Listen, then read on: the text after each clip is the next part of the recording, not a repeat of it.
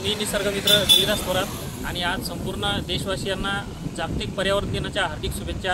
आणि आज तुम्हाला सर्व सोशल मीडियावर व्हॉट्सअप फेसबुकवर सर्व जागतिक पर्यावरण दिनाचे बॅनर बनवून किंवा पोस्ट टाकून शुभेच्छा देताना दिसतात। मित्रांनो, असे पोस्ट बनवून जागतिक पर्यावरण दिन साजरा करायचा नसतो, तर आपण कृती करा आणि त्यातून तुम्ही जागतिक पर्यावरण दिन साजरा करा। मित्रांनो, कुठेतरी वृक्षारोपण करा, बिया लावा, कुठेतरी झाडांचं संगोपन करा, काहीतरी पर्यावरणाविषयी योगदान द्या, सामाजिक चांगला उपक्रम या ठिकाणी राबवा।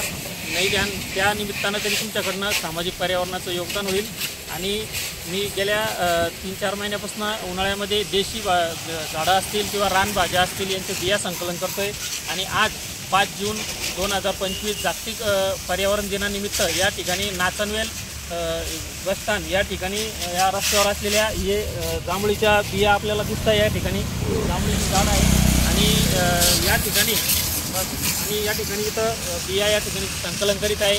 आज जवळपास 400-500 जांभळीच्या बिया या ठिकाणी संकलन करून या ठिकाणी वृक्षारोपण करण्यासाठी जमा करत आहे। आणि गावरान या ठिकाणी जांभळे आहे ते, आणि त्यामुळं जांभळाचे किती फायदे आहेत आणि आरोग्यासाठी किती उपयुक्त आहे जांभूळ हे आपण सर्वांना माहिती आहे। त्यामुळं देशी झाडं रानभाज्यांचं संगोपन झालं पाहिजे आणि जतन झालं पाहिजे, पुढच्या पिढीला माहीत पाहिजे। मित्रांनो, आज जर आपल्या युवा पिढीला अनेक झाडं जर दाखवली, त्या झाडाचं नाव विचारलं तर त्यांना नाव देखील सांगता येत नाही, बाकीच्या गोष्टी खूप दूर राहिल्या। तर मित्रांनो, जागतिक पर्यावरण दिनानिमित्त काहीतरी स्तुत्य उपक्रम राबवा आणि या ठिकाणी जागतिक पर्यावरण दिन साजरा करा, एवढंच आपल्याला या माध्यमातून सांगतो।